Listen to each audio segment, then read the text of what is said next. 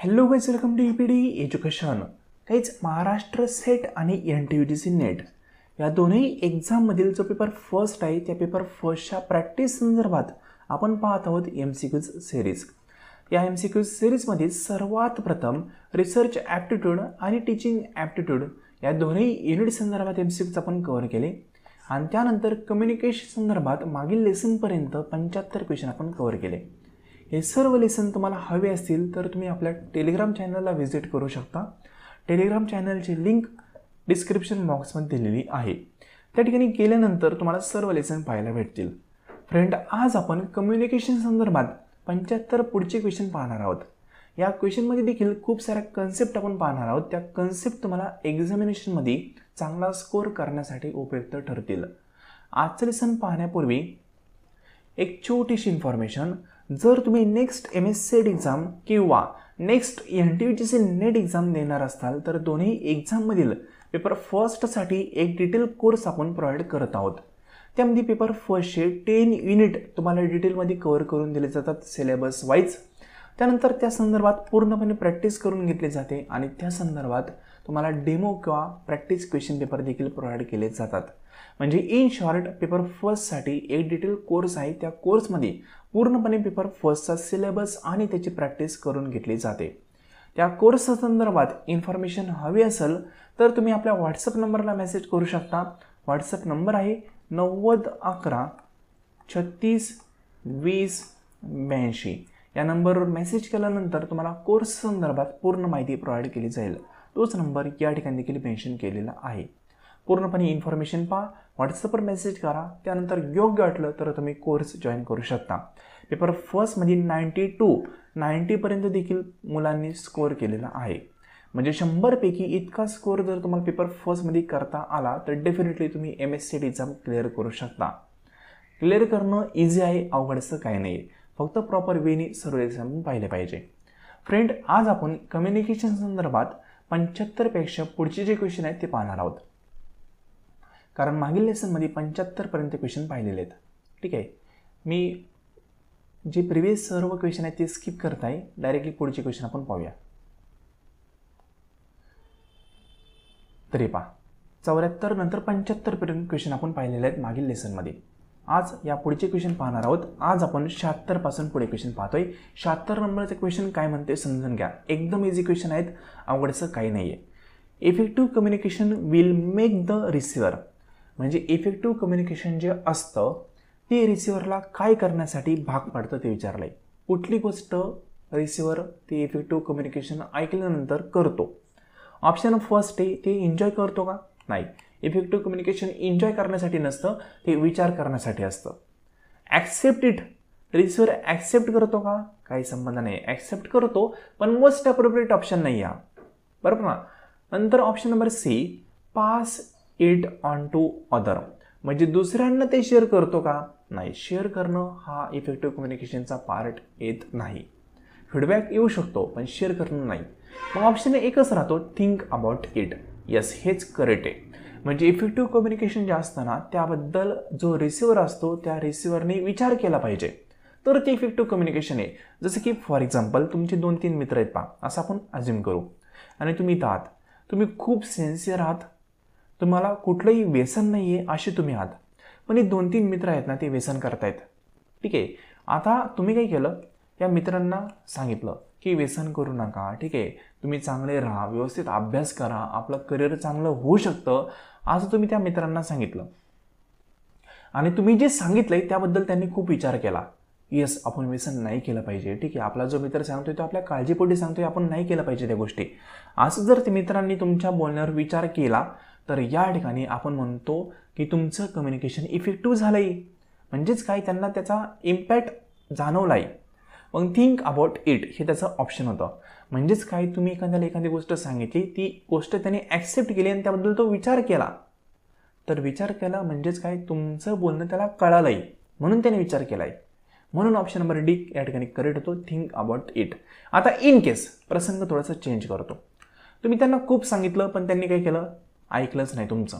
तुम्ही काय म्हणताल, गाढवा पुढं वाचली गीता आणि कालचा गोंधळ बरा होता, अशी काहीतरी म्हणे पहा. म्हणजेच काय, तुम्ही त्यांना खूप गोष्टी सांगितल्या पण त्यांनी तुमचं ऐकलंच नाही. म्हणजे तुम्ही कितीही सांगा, तुम्ही कितीही इफेक्टिव्ह सांगा, पण समोरचा ऐकत नसेल, तुमच्याबद्दल विचार करत नसेल, तर त्या ठिकाणी तुमचं कम्युनिकेशन फेल झालंय.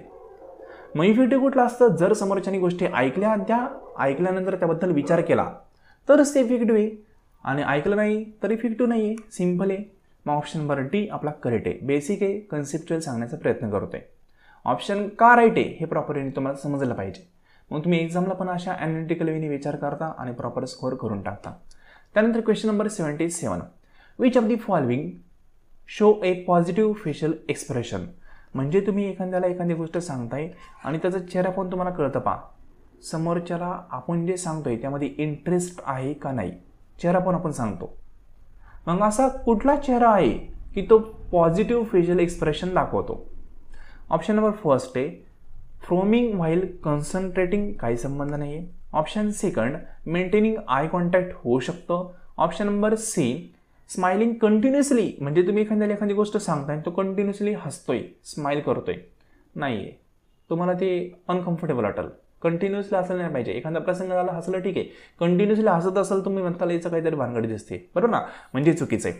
नंतर option number D rolling of your eyes, ठीक आहे, म्हणजे आय आहे, डोळे आहेत ते खालीवरती करणं, हलवणं, काही संबंध नाही. मग त्यांना वाटेल हा अस्वस्थ आहे, याला इथं बसायचं नाही आहे, ठीक आहे, असे डोळे हलवले तर म्हणजे चुकीचं आहे. मग एकच ऑप्शन मोस्ट अप्रोप्रिएट वाटतोय तो म्हणजे option number be maintaining eye contact. म्हणजे काय, तुम्ही एखाद्याला एखादी गोष्ट सांगताय आणि तो टक लावून तुमच्याकडे पाहतोय. टक लावून पाहणं म्हणजे काय, कंटिन्युअसली तुमच्याकडे पाहणं, शांतपणे स्थिरपणे पाहणं, त्यालाच आपण काय म्हणतो पॉझिटिव्ह फेशियल एक्सप्रेशन. जसं की पहा, टीचर ज्यावेळेस तुम्हाला शिकवत होते त्यावेळेस त्यांचं म्हणणं असायचं की माझ्याकडे पहा, सर्वांनी शांतपणे माझ्याकडे पहा. म्हणजेच काय, त्यांना असं वाटायचं की विद्यार्थ्यांनी पॉझिटिव्हली फेशियल एक्सप्रेशन मला दिले पाहिजे, जेणेकरून मी पण प्रॉपर त्यांना शिकू शकतो. तर आपण म्हणतो maintaining eye contact. Option number काय, डी हा करेक्ट आहे, सॉरी बी हा करेक्ट आहे. एकदम इझी पहा, बाकीचे ऑप्शनच निगेटिव्ह आहेत, ठीक आहे. असं कंटिन्युअसली काही केलं नाही पाहिजे, पण आय कॉन्टॅक्ट हा कंटिन्युअसली पाहिजे. नेक्स्ट आहे question number 78, what is a sentence. म्हणजे खाली तुम्हाला वेगवेगळे शब्द दिलेत, शब्दांची रचना दिलेली, त्या शब्दांच्या रचनेला म्हणजे कुठल्या शब्दांच्या रचनेला आपण सेंटेन्स असं म्हणू शकतो, म्हणजे वाक्य कुठल्या शब्दांच्या रचनेला आपण म्हणू शकतो. ऑप्शन फर्स्ट आहे a group of idea. A group of idea त्याला आपण सेंटेन्स म्हणणार आहे का? नाही, फक्त आयडियांचा ग्रुप आहे, त्याला सेंटेन्स थोडी म्हणणार आहे. त्या ठिकाणी ग्रामर आलं पाहिजे प्रॉपरली, ते आपण समोरच्याला सांगता आलं पाहिजे, तर ते सेंटेन्स होतं, हे नाही. Option number B a group of word that communicate a complete thought. म्हणजे काही शब्दांचा ग्रुप आहे, त्यामार्फत आपल्याला जे सांगायचं आहे ते कम्प्लिटली समोरच्यापर्यंत पोचतंय, तर आपण त्याला सेंटेन्स म्हणू शकतो का? यस, डेफिनेटली म्हणू शकतो. ऑप्शन नंबर बीच या ठिकाणी करेक्ट होत आहे. ऑप्शन नंबर बी या ठिकाणी आपला करेक्ट आहे. म्हणजे फॉर एक्झाम्पल तुम्ही एखादी गोष्ट समोरच्याला सांगताय, तर त्या सांगणाऱ्या गोष्टीमध्ये जे पण गोष्ट तुम्हाला सांगायची त्या संदर्भात जे पण शब्द आहेत ते सर्व शब्द त्या ठिकाणी पाहिजे. एखादा शब्द गाळला तर सेंटेन्स कंप्लीट होत नाही. जसं की फिल इन द ब्लँक्स असतं पहा, रिकाम्या जागा भरा. एकच शब्द त्या ठिकाणी नसतो, बाकी सर्व शब्द असतात, पण ते एका शब्दामुळे ते सेंटेन्स कंप्लीट नसतं. म्हणजे काय, तो ग्रुप आहे वर्डचा, शब्दांचा, आणि तो थॉट्स कंप्लीट करणार पाहिजे. म्हणजे ते रिकाम्या जागासारखं नको आहे. एक शब्द त्या ठिकाणी गाळला तर सेंटेन्स होत नाही. शब्द सगळे त्यामध्ये पाहिजे, तो शब्द त्या ठिकाणी टाकला, सर्व वाक्य त्या ठिकाणी असले तर ते सेंटेन्स त्या ठिकाणी होऊन जाते. म्हणजे काय, अशा ग्रुपची, अशा शब्दांची एक रचना की त्यामार्फत एखादा थॉट्स कंप्लीट होतोय, तर आपण सेंटेन्स म्हणतो. ऑप्शन नंबर बी या ठिकाणी करेक्ट आहे. नसेल आठवत तर रिकाम्या जागे पहा, रिकाम्या जागा तुम्ही पाहिला तुम्हाला कळलं की सेंटेन्स म्हणजे काय असतं. त्या ठिकाणी आपण एक ॲप्रोप्रिएट शब्द मांडला ते सेंटेन्स कंप्लीट होऊन जातं. सिम्पल ना. नंतर एक question number 79, dash can be presented by face. कुठली गोष्ट फेस मार्फत आपण प्रेझेंट करू शकतो. गेस्चर नाही करू शकत, बॉडी लँग्वेज नाही करू शकत, पॅरा लँग्वेज नाही, एक्सप्रेशन असतात, फेशियल एक्सप्रेशन असतात ना, एक्सप्रेशन फक्त फेस मार्फतच आपण दाखवू शकतो. तुमचे हावभाव म्हणतो आपण, ते चेहऱ्यामार्फतच दाखवत येतात, म्हणून ऑप्शन नंबर डी. नेक्स्ट आहे question number 80, using abbreviation in a communication lead to which type of communication barrier. म्हणजेच काय, तुम्ही कम्युनिकेशन करताय, कम्युनिकेशन करताना तुम्ही फक्त शॉर्ट की वापरताय. जसं की कम्युनिकेशन करताना, व्हॉट्सअपवर चॅटिंग करताना नो प्रॉब्लेम, याला आपण काय म्हणतो, NP म्हणतो फक्त, बरोबर ना. नो प्रॉब्लेमला NP म्हणतो. आता NPचा अर्थ समोरच्याला माहीत पाहिजे. नो प्रॉब्लेम म्हणजे NP. ज्यावेळेस मला माझ्या मित्रांनी फर्स्ट टाइम NP पाठवलं होतं ना, मी त्याला काहीतरी क्वेश्चन विचारला होता, काहीतरी सांगितलं होतं, तो म्हणला NP म्हणजे काय, मला हा प्रश्न पडला, गुगलवर सर्च केलं, कळालंच नाही. ठीक आहे, मग या ठिकाणी पहा बॅरियर निर्माण झालं ना कम्युनिकेशनमध्ये, म्हणजे त्यांनी काय सांगितलं नो प्रॉब्लेम, पण मला कळालंच NP म्हणजे काय. मग जर आपण शॉर्ट फॉर्म फक्त यूज केले, ॲब्रिव्हिएशन म्हणजे काय, शॉर्ट फॉर्म, फुल फॉर्मचे शॉर्ट फॉर्म जर आपण यूज केले तर कुठल्या टाईपचं कम्युनिकेशन होतं आहे, या ठिकाणी आपल्याला समोरचा काय म्हणतो हे कळत नाही आहे, म्हणजे लँग्विस्टिक बॅरियर त्या ठिकाणी क्रिएट होतं. ठीक आहे, समोरची लँग्वेज आपल्याला कळत नाही आहे, म्हणून ऑप्शन नंबर काय आहे, ए हा करेक्ट. सिम्पल आहे पहा, अनेक शॉर्ट फॉर्म फुल फॉर्म आपण अनेक ठिकाणी वापरतो, आपल्याला त्याचा फुल फॉर्म काय ते माहीत नसतं. मग एखादा शॉर्ट फॉर्म एखाद्या ठिकाणी वापरला आणि फुल फॉर्म माहीत नसेल तर आपल्याला त्या ठिकाणी ते वाक्य कळत नाही, मग तो लँग्विस्टिक प्रॉब्लेम असतो. लक्षात घ्या, लँग्वेज संदर्भात कुठल्याही प्रकारचं बॅरियर असेल तर ते लँग्विस्टिक बॅरियरमध्ये येऊन जातं. सिम्पल साधी ट्रिक. सिम्पल. फिजिकल म्हणजे कोणते, जे भौतिक आहे. कल्चर म्हणजे काय, दोन कल्चर बदलले तर ते कल्चरल. ऑर्गनायझेशन म्हणजे काय, ऑर्गनायझेशनच्या हायरार्चीमध्ये जे असतात ते. या सर्व बॅरियर संदर्भात डिटेलमध्ये आपण 3 ते 4 लेसनमध्ये पाहिलेले आपल्या कोर्समध्ये, मे बी तुम्ही पाहिला असेल, म्हणून जास्त काही सांगत नाही. ज्यांना कोर्स जॉईन करायचं आहे त्यांनी मेसेज करा, डिटेल इन्फॉर्मेशन पहा, डेफिनेटली एक्झामला फायदा होईल. नेक्स्ट आहे क्वेश्चन नंबर 81.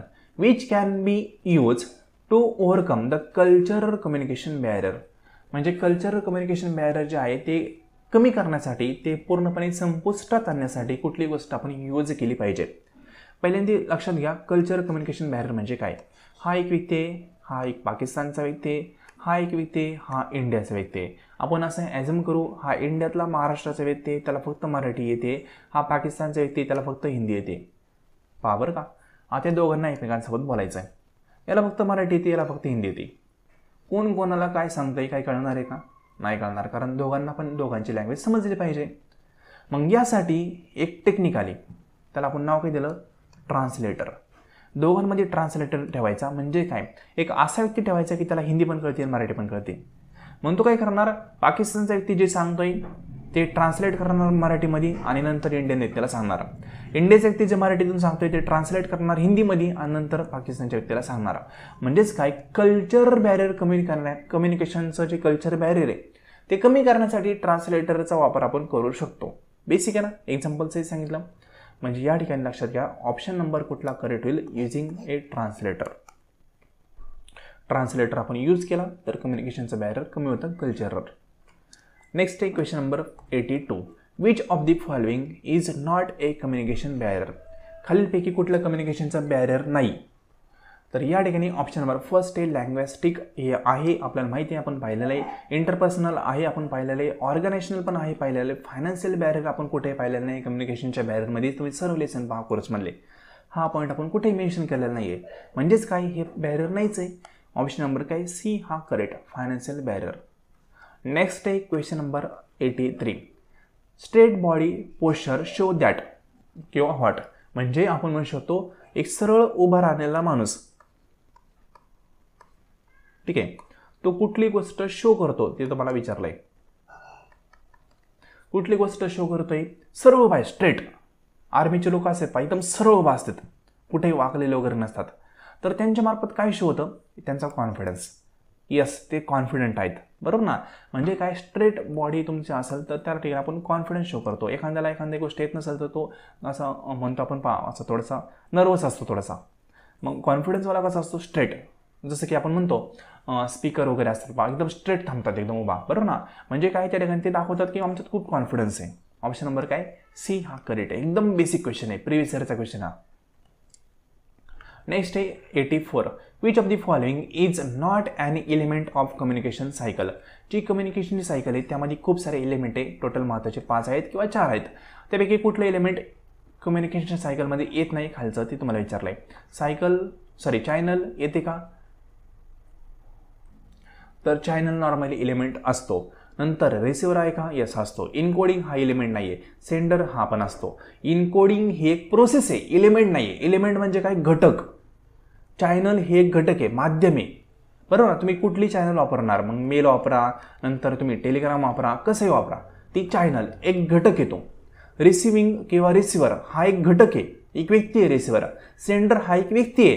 पण इनकोडिंग ही एक प्रोसेस आहे जी कोणामार्फत कंप्लीट केली जाते, रिसिव्हर मार्फत सेंडर मार्फत कंप्लीट केली जाते इनकोडिंग प्रोसेस. इनकोडिंग हा घटक नसून ती एक प्रोसेसचा पार्ट आहे.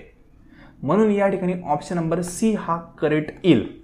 रिपीट करतो, बाकीचे काय घटक आहेत, चॅनल एक घटक आहे, रिसिव्हर हा एक घटक आहे, सेंडर हा एक घटक आहे, पण इनकोडिंग ही एक प्रक्रिया आहे जी की सेंडर मार्फत कंप्लीट केली जाते. नेक्स्ट आहे question number 85. Written communication can be classify in which type of communication. म्हणजे रिटन कम्युनिकेशन आहे ते कुठल्या टाईपमध्ये क्लासिफाय केलं जातं ते तुम्हाला विचारलंय. तर ऑप्शन नंबर सर्वांनाच माहिती आहे कुठला करेक्ट आहे. तर या ठिकाणी व्हर्बल हा आपला ऑप्शन करेक्ट आहे. बरोबर ना, सांगायची काही गरज नाही, कारण रिटर्न म्हणले ना. रिटर्न म्हणलं तर नॉन व्हर्बलचा काय पार्ट नाही, कारण नॉन व्हर्बलमध्ये आपण शब्द वापरतच नाही. टायपिंगचा काय पार्ट नाही, कारण टायपिंग कम्युनिकेशनचं प्रकार नाहीच आहे. नंतर नॉन ऑफ दिस काही प्रकार नाही. मग व्हर्बल हा एक प्रकार येतो. व्हर्बलमध्ये रिटर्न, ठीक आहे, आणि ओरल दोन्ही पण येतात. ज्या ठिकाणी शब्द यूज करतात ते व्हर्बलमध्ये येऊन जातं. नेक्स्ट आहे question number 86. Dash is not a communication barrier. कुठलं कम्युनिकेशनचं बॅरियर नाही ते तुम्हाला विचारलंय. लँग्वेजचं आहे का, होऊ शकतं. कल्चर होऊ शकतं, फिजिकल होऊ शकतं, हॅबिट हे कम्युनिकेशनचं बॅरियर नाही आहे. ठीक आहे, मग ऑप्शन नंबर कुठला करेक्ट आहे? ऑप्शन नंबर सी हा करेक्ट आहे. आपण हे सर्व बॅरियर पाहिलेले आहेत बरं का, म्हणून तुम्हाला स्पीडने सांगतोय. लँग्वेजचं लँग्वेस्टिक बॅरियर असतं, कल्चरचं आत्ता सांगितलं ट्रान्सलेटर यूज करणं. फिजिकल म्हणजे काय, आपलं भौतिक काही पण कुठली गोष्ट जी आपल्याला अडथळा निर्माण करते, नॉईज वगैरे सर्व गोष्टी. पण हॅबिट हे बॅरियर नसतं नॉर्मली. ठीक आहे, जे ऑफिशियली कुठे ट्रीट केलेलं नाही हॅबिट. ॲक्च्युली हॅबिट आहे ना, म्हणजे पर्सनलमध्ये येऊ शकतं, पण असं डायरेक्टली हॅबिट हे बॅरियर म्हणून कुठे मेन्शन केलेलं नाही आहे. नेक्स्ट आहे question number 87. What is the final step in communication cycle. Communication सायकलमधली सर्वात शेवटची स्टेज कुठली असते? पहिला असतो सेंडर. सेंडर काय करतो, मेसेजला एन्कोडिंग करतो. नंतर चॅनल मार्फत तो मेसेज जातो, कोणाला जातो, रिसिव्हरला जातो. रिसिव्हर काय करतो, त्याला डिकोडिंग करतो, आणि डिकोडिंग केल्यानंतर हा काय करतो, याला फीडबॅक देतो पुन्हा. मग पुन्हा कम्युनिकेशन सायकल सुरू होते. पण फीडबॅक कुठे, सर्वात शेवटी. म्हणजे ऑप्शन नंबर काय, बी हा करेक्ट या ठिकाणी यायला हवा, जो फीडबॅक आहे. सर्वात फायनल फीडबॅकच असतो ना, जे कम्युनिकेशन झाले त्याबद्दलचा फीडबॅक हा सर्वात शेवटी असतो. नंतर एक question number 88. Dash is an instance of non verbal communication. Non verbal कम्युनिकेशनचा कुठला प्रसंग आहे ते तुम्हाला विचारलं आहे. नॉन व्हर्बल म्हणजे शब्द यूज करणार नाही. स्पीच शब्द यूज केलेले आहेत, प्रॉक्सिमिटी शब्द यूज करत नाही, नोटीस शब्द यूज केलेले म्हणून हे पण येणार नाही. ईमेलमध्ये पण शब्द यूज करतो. प्रॉक्सिमिटी म्हणजे काय, 2 जणांचं अंतर, हे नॉन व्हर्बलमध्ये येऊन जातं. पहा, म्हणजे आपण 2 मित्रमैत्रीण बसलेले आहेत, त्यांच्यामधलं अंतर किती ना त्यामार्फत आपण सांगतो हे फ्रेंड आहेत का रिलेशनमध्ये. बरं ना, प्रॉक्सिमिटीचा अभ्यास आहे. म्हणजे 2 म्हणू शकतो व्यक्ती यांची किती लेवलची ओळख आहे ते आपण त्यांच्या अंतरावरून सांगतो. 2 अनोळखी असतील तर लांब लांब बसतील, खूप ओळखीचे असतील तर जवळजवळ बसतील, थोडीफार ओळखीचे असतील थोडंसं अंतर ठेवून बसतील. म्हणजे प्रॉक्सिमिटी 2 व्यक्तींमधलं अंतर ते सांगतं की यांचं रिलेशन काय. त्याला आपण नॉन व्हर्बलमध्ये कन्सिडर करतो, कारण ते बोलत नाही की आमचं रिलेशन काय आहे, पण बाकीचे तर आता एक ॲझ्युम करतात की यांचं हे रिलेशन असू शकतं. नॉन व्हर्बल आहे ना, म्हणजे न बोलता समोरच्याला कम्युनिकेशन होऊन जात आहे. सिम्पल. प्रॉक्सिमिटी म्हणजे डिस्टन्सचा ठडी, हे लक्षात ठेवा. नेक्स्ट आहे question number 89. 2 girls talking over a phone is an example of. आता बेसिक आहे, 2 मुली फोनवर बोलत आहेत, एकीकडं मुलगी एकीकडं मुलगी, दोघी फोनवर बोलता येतं. हे कशाचं एक्झाम्पल आहे, तर दोघी फोनवर बोलत आहेत म्हणजे काय, 2 व्यक्तींमधलं कम्युनिकेशन आहे. 2 व्यक्तींचं कम्युनिकेशन म्हणजे कोणतं, इंटरपर्सनल कम्युनिकेशन. हे तुम्हाला मी सांगितलेलं आहे. रिटर्न येणार नाही, स्मॉल ग्रुप येणार नाही, पब्लिकचं येणार नाही. पब्लिक म्हणजे अनाउन्समेंट असते, मासचा प्रकार आहे, बरं ना. मग एकच राहतं इंटरपर्सनल कम्युनिकेशन. 2 व्यक्तींमधलं इंटरपर्सनल. एकाच व्यक्तीमधलं इंट्रापर्सनल असतं, बरोबर ना. एकाच व्यक्तीमधलं इंट्रा शब्द आला तर एक व्यक्ती, 2 व्यक्ती असतील तर इंटर, हे लक्षात ठेवायचं. खूप वेळा सांगितलेलं ऑलरेडी, प्रिव्हियस सर्व लेसन पहा, तुम्हाला समजून जाईल. Next last question. Which of the following include tone, speech and volume of voice. म्हणजे काय बोलतोय, कसा बोलतोय, ठीक आहे, त्याचा टोन काय आहे, त्याचा आवाज किती मोठा आहे, हे आपण कुठल्या कन्सेप्ट अंडर कव्हर करतो. आय कॉन्टॅक्टमध्ये कव्हर करत नाही, बॉडी लँग्वेजमध्ये कव्हर करत नाही, गेस्चरमध्ये कव्हर करत नाही, पॅरा लँग्वेजमध्ये आपण कव्हर करतो. पॅरा लँग्वेज म्हणजे काय, काय बोलतोय हे महत्त्वाचं पाहत नाही पॅरा लँग्वेजमध्ये. पॅरालँग्वेजमध्ये आपण पाहतो ती कसा बोलतोय, त्याचा आवाजाचा व्हॅल्यूम किती आहे, त्याचा स्पीड किती आहे, ह्या गोष्टी पॅरालँग्वेजमध्ये पाहिले जातात. म्हणजे शॉर्टमध्ये लक्षात ठेवायचं झालं तर पॅरालँग्वेजमध्ये काय बोलतोय यापेक्षा तो कसा बोलतोय हे लक्षात ठेवलं जातं. सिम्पल रिपीट कराल, पॅरालँग्वेज म्हणजे त्या व्यक्तीची बोलण्याची पद्धत, मग उद्धट आहे कसं आहे ते आपण पाहतो पॅरालँग्वेज. सिम्पल ना, टोन स्पीच हे सर्व पॅरालँग्वेजमध्ये येऊन जातं, त्याच्या बोलण्याचा वेग वगैरे सर्व. ऑप्शन नंबर सी हा करेक्ट आहे. कन्सेप्ट ऑफ कम्युनिकेशन त्या अंडर आपण पॅरालँग्वेज वगैरे कव्हर केलेलं आहे. बाकी आय होप आजचे क्वेश्चन तुम्हाला कळाले असतील. असं वाटलं असेल पा कुठलाही क्वेश्चन अवघड नाही आहे, पण यामधले जवळपास 80% क्वेश्चन प्रिव्हियस इयरचे होते. काय अवघड आहे बरं? काहीच अवघड नाही, म्हणजे एकदम सर्व सोपं आहे. प्रॉपरली अभ्यास करावा लागतो फक्त. ठीक आहे, म्हणजे उगाचच विद्यार्थ्यांना 92% मार्क पडलेले नाही आहेत. काही जणांचे मला फोन आले की सर तुम्ही क्वेश्चन पेपर प्रोव्हाइड करता का एक्झामच्या आधी? असं आम्ही नाही करत. ठीक आहे, आम्ही अशा प्रकारे प्रिपरेशन करून घेतो की विद्यार्थ्यांचा स्कोअर हा वाढलाच पाहिजे. ठीक आहे, कारण सिलेबस आपल्याला माहिती आहे. आपल्याला प्रिव्हियस इयरचे क्वेश्चन पेपर पण माहिती आहेत. मग पुढचं काय होऊ शकतं हे आपण प्रिडिक्शन करू शकतो. त्याच्या बेसिसने जर अभ्यास केला तर स्कोअर हा 90% जातो पेपर फर्स्टला. खूप साऱ्या विद्यार्थ्यांना यावेळेस जवळपास 500हून अधिक विद्यार्थी आपले क्वालिफाय झालेले आहेत. रिझल्ट देखील मी ऑलरेडी शेअर केलेला आहे. तुम्ही व्हॉट्सअपला मेसेज करा, रिझल्ट विद्यार्थ्यांचा मी शेअर करून देईल. तुम्ही तिथूनही पाहू शकता, एक मोटिवेट होऊ शकता. ठीक आहे, एक्झाम अवघड वाटतो असं वाटलं ना तर हा रिझल्ट पाहायचा. तुम्हाला वाटेल एक्झाम हा इझी आहे. सिम्पल ना, फक्त प्रिपरेशनची आपली लेवल कुठली त्याच्या बेसवर आपल्याला एक्झाम कसं जातं हे ठरतं. तर फ्रेंड, आजचं लेसन तुम्ही संपूर्ण पाहिलं त्याबद्दल थँक्यू. आणि जर पेपर फर्स्ट किंवा कॉमर्स या संदर्भात तुम्हाला कोर्स जॉईन करायचा असेल तर या नंबरला मेसेज करा, इन्फॉर्मेशन पाहू शकता. थँक्यू.